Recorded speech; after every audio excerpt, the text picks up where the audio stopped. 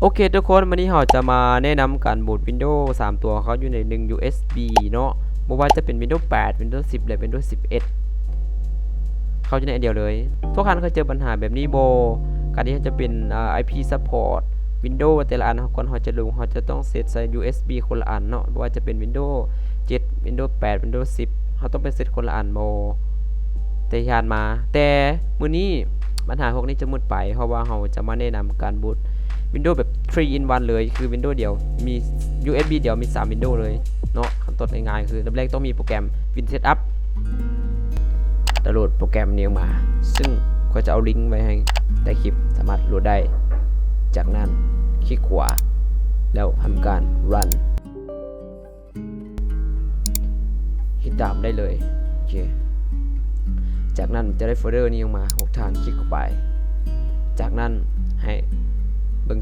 คอมของทุกฐานว่าเป็นทุกจักบิตของข้าเจ้าเองเป็น64 บิตจากนั้นก็กดโอเคแล้วก็ run มันก็รอโอเคจากนั้นให้ทุกฐานหา USB หรือ Red Flash Drive ที่ต้องการอย่างต่ำต้อง8 กิกขึ้นไปเสียบเข้า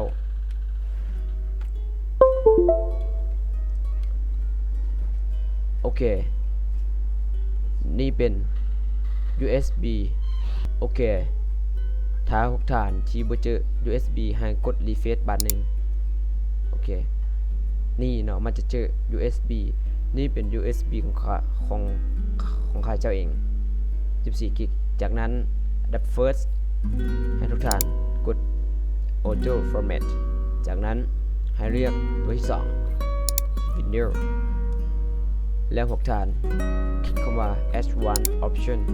แล้วให้มาเลือก custom menu RAM จากนั้นก็กดปิดลงไปแล้วก็เลือก Windows ที่เราต้องการที่จะบูตคลิกเข้าไปจากนั้นเลือก example ก็จะเอา Windows 8 sorry ก็จะเอา Windows 8 the first 64 บิตขนาดโอเคคลิกเข้าไปจากนั้นจะได้ไฟล์ Windows เข้ามาแล้วพวกท่านกดคำว่า go แล้วก็ yes แล้วก็ yes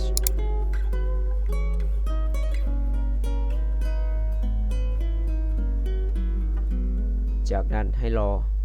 1 นาทีโอเคจากนี้ขึ้นมาให้ทุกท่านเซตเป็น Windows ตัวนี้เป็น Windows 8 ขออนุญาตใส่เป็น Windows 8 แล้วก็กดโอเคจากนั้นเซตชื่อของมัน Windows 8 1 Pro โอเคแล้วก็รอโอเคจากนี้ให้ทุกท่านรอกว่ามันจะทำการโปรเซสเสร็จสิ้นเนาะรอ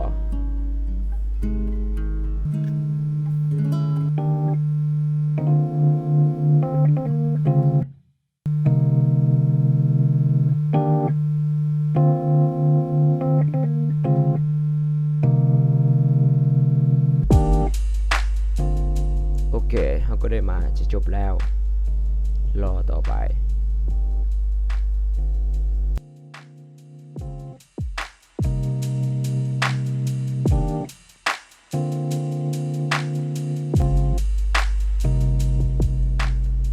โอเค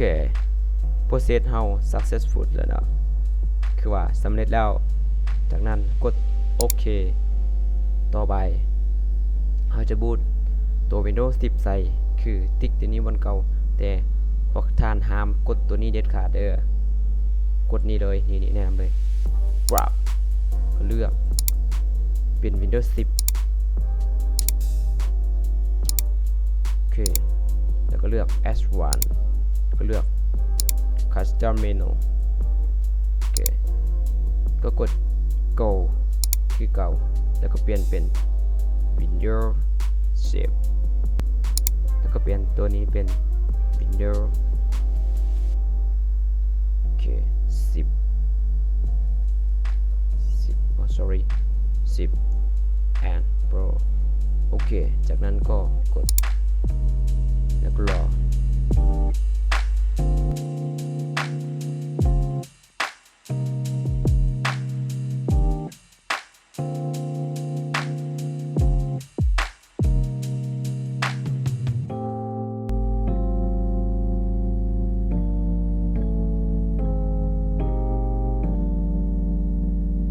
โอเค process เฮาก็ successful จากนั้นหลังจาก process เฮาสำเร็จแล้วกดเจ็บโอเคคือเก่า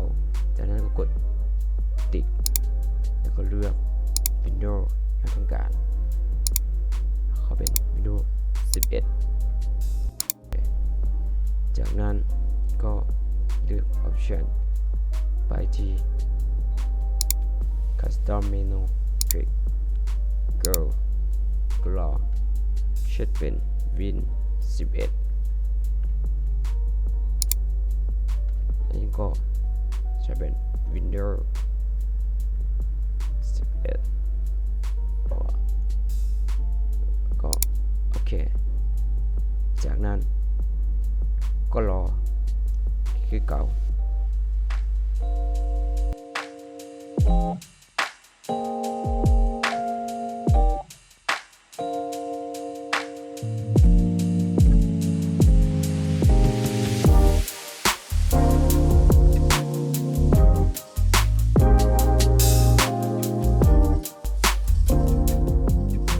โอเคโปรเซสเราเรียบร้อยแล้ว successful จากนั้นก็กดโอเคแล้วโอเคจากนั้นเรากดเทรดมันก็ได้เนาะเทรดมันกดโอเค go ก็รอ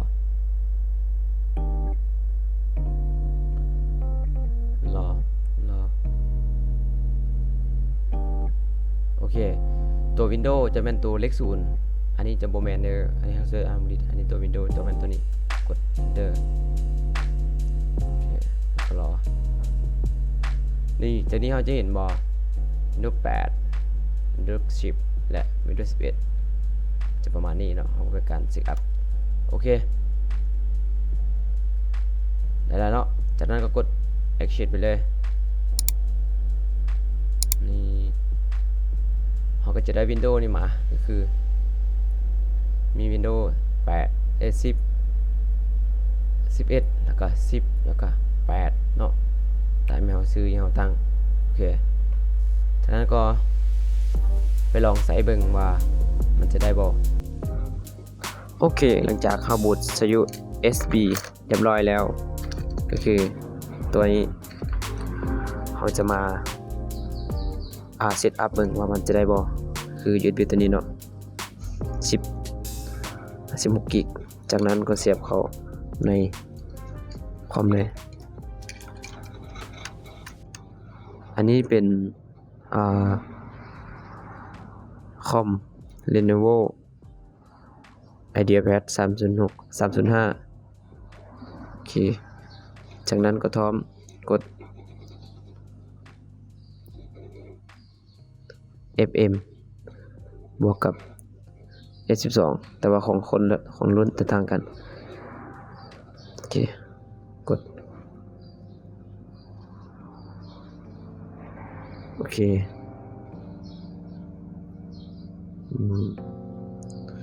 จากนี้จะเห็นว่า USB เข้ามาแล้วแต่ตัวนี้เป็น Windows ของข่อยกดโอเคไปก็รอกำลังโหลดดิ้งโอเคตัวที่หนึ่งนี้ตัวที่หนึ่งนี้บ่แม่นต้องเป็นตัวที่ศูนย์กด Enter บัดนึงโอเคแล้วก็รอเขาจะเห็นเป็นเซต Windows 8 Windows 10 Windows 11กดเซตเป็น Windows 8ลองเบิ่งก่อนกด Enter แล้วก็รอ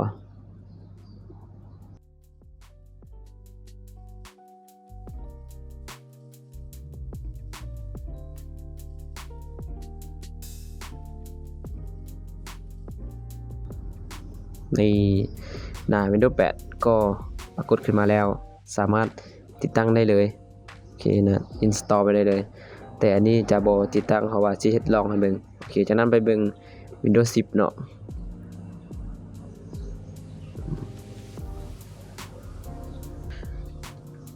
โอเคบัดนี้ต่อ Windows 10โอเคกด enter ไป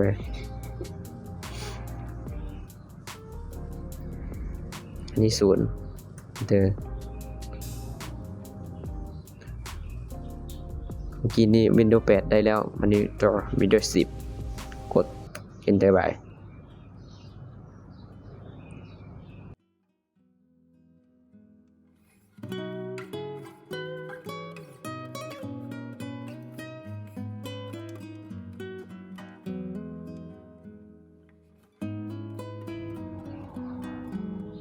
นี่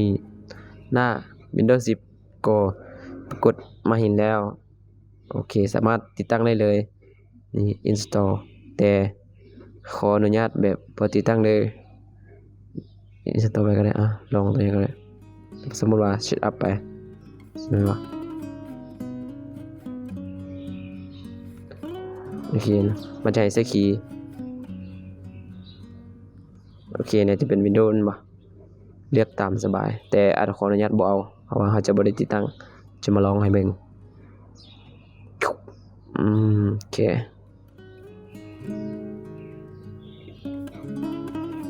วันนี้มา Windows 11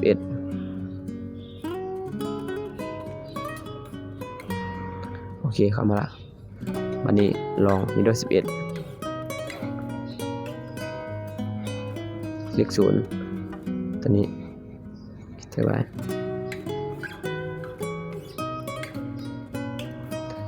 Windows 11นี่นะ Windows 11 Pro เท่าไหร่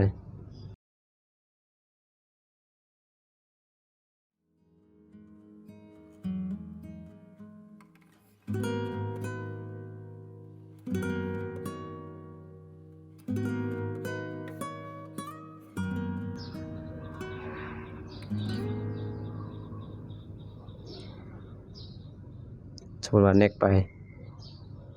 เจอไป